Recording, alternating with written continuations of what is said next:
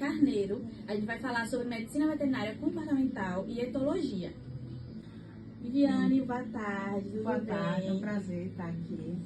Espero contribuir um pouco com vocês. Certo, é um prazer ter você. E a gente tem algumas perguntas. Para começar, você tem algum animal de estimação? Tenho sim. Tenho um casal de caninos que eu resgatei da rua. Ai, que legal. E você percebe que eles se comportam diferente em diferentes situações? Completamente diferente. Totó José é um cachorro que eu resgatei ainda bebê, mas diante de uma agressão que sofremos de um Rottweiler, ele é um cachorro extremamente ansioso, ele é um cachorro medroso. E para omitir isso, ele não vê um outro cachorro, ele está mais bravo, ele late, mas é só para botar medo, mas na verdade ele é muito depressivo.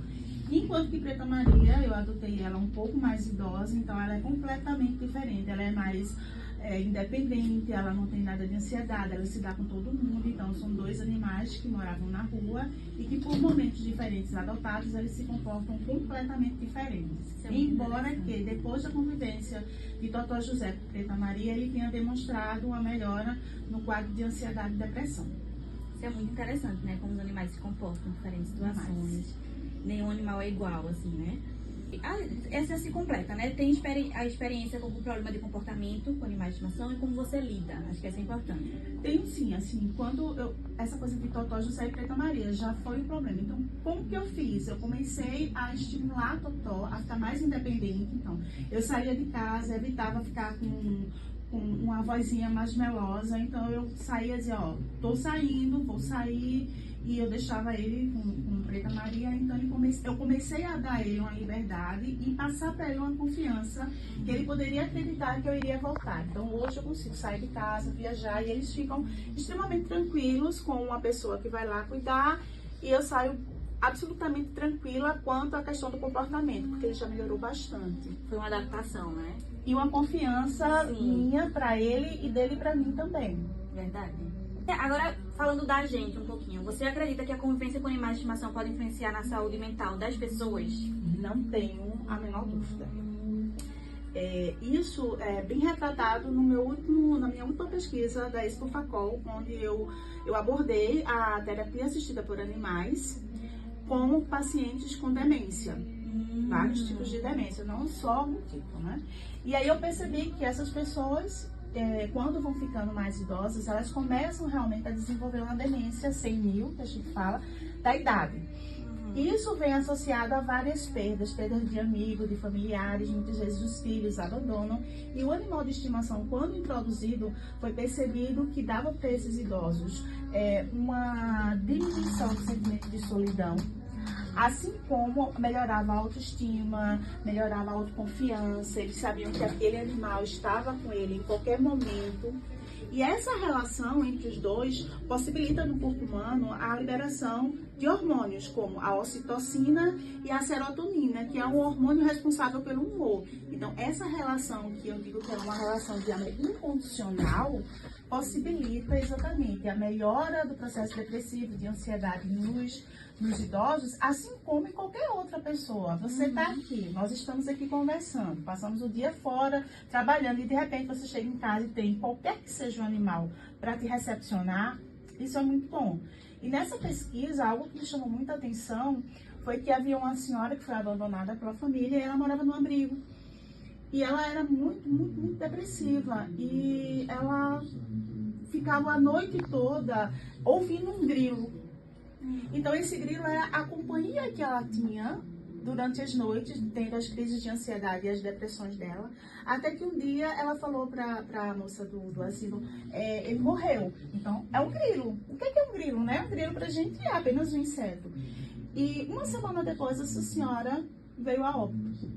Que aquela companhia que fazia com que ela conseguisse passar a noite acordada, ou ansiosa, ou preocupada, ou triste, era exatamente saber que havia um grilo que estava cantando. E quando ele não mais cantou, uma semana após ela veio a óbito.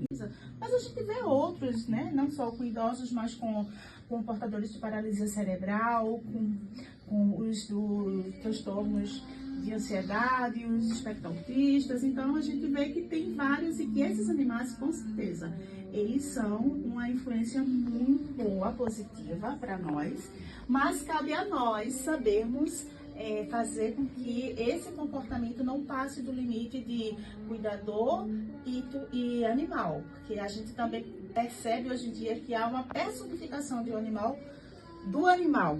Isso também prejudica muito o animal. Isso. Agora falando um pouquinho sobre o médico veterinário nesse papel de comportamento do animal.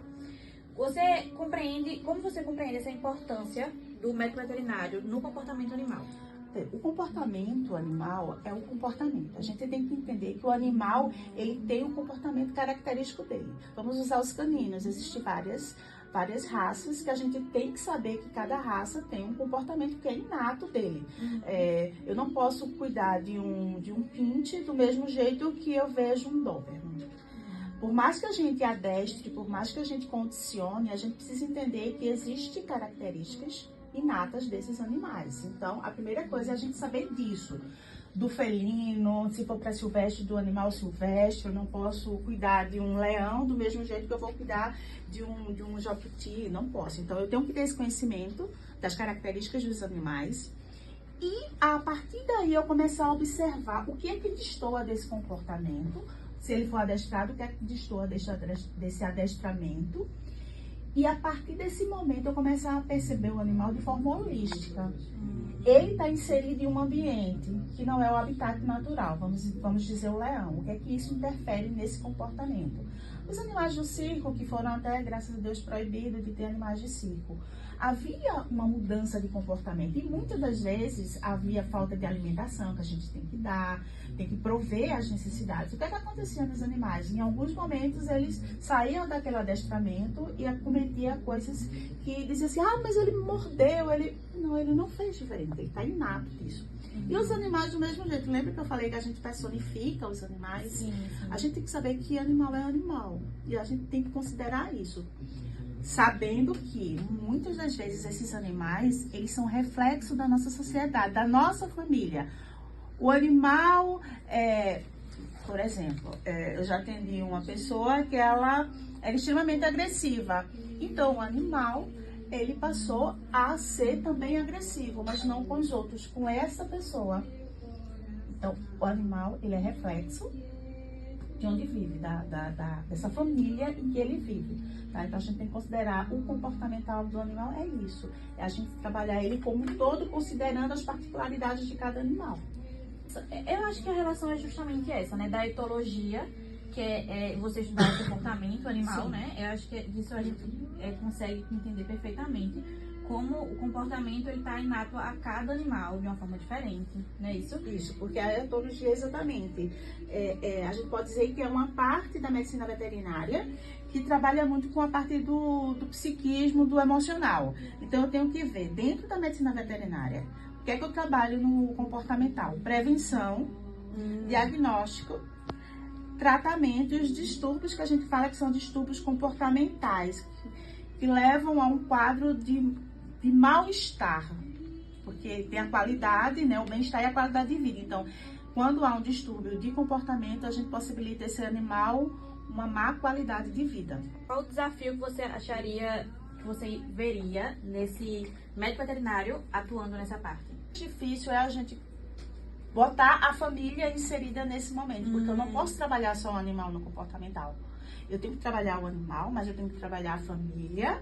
E muitas das vezes eu tenho que moldar, não é adestrar a família, a gente adestra o animal, mas a gente tem que moldar a família em alguns momentos para a necessidade desse animal naquele momento. Por exemplo, o animal, ele come cocô.